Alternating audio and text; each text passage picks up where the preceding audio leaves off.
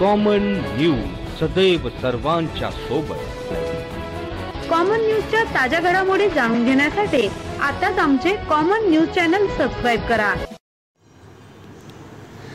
सामाजिक कार्यकर्ते वैभव दिलीप बाटिया यांचा वाढदिवस मोठ्या उत्साहात साजरा।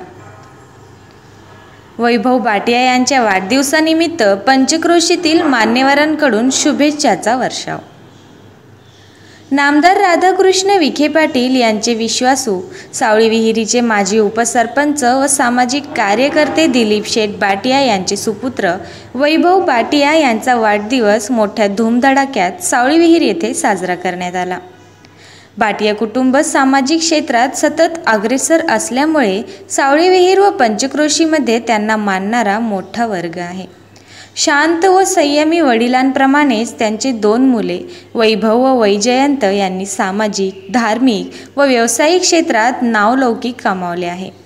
वैभव बाटिया यास वाढदिवसाच्या शुभेच्छा देण्यास सावळी विहीरचे सरपंच ओमेश जपे, अखिल भारतीय सरपंच महासंघाचे राज्याचे उपाध्यक्ष बाळासाहेब जपे, सुरेशदादा जपे, RPIचे जिल्हाध्यक्ष पप्पूभाऊ बनसोडे, सावळी विहीरचे उपसरपंच विकास जपे, दिलीपराव सदाफळ, कैलास सदाफळ, सावळी विहीर खुर्दचे महेशराव जमधडे, अमोल कवळे साहेब, गणेश बनसोळे, गणेश आगलावे, स्वप्नील पारडे, पंकज गाढवे, संजय जपे, शांताराम जपे, राजेंद्र आगलावे, शिवाजीराजे आगलावे, सुरेश वाघमारे, फकीरा शेठ लोढा, शरदराव मते, काका मते, पंचक्रोशीतील सरपंच, ग्रामपंचायत सदस्य, सावळी विहीर येथील सामाजिक संघटना, तरुण मंडळे, महिला मंडळ, व्यापारी वर्ग मोठ्या संख्येने उपस्थित होते।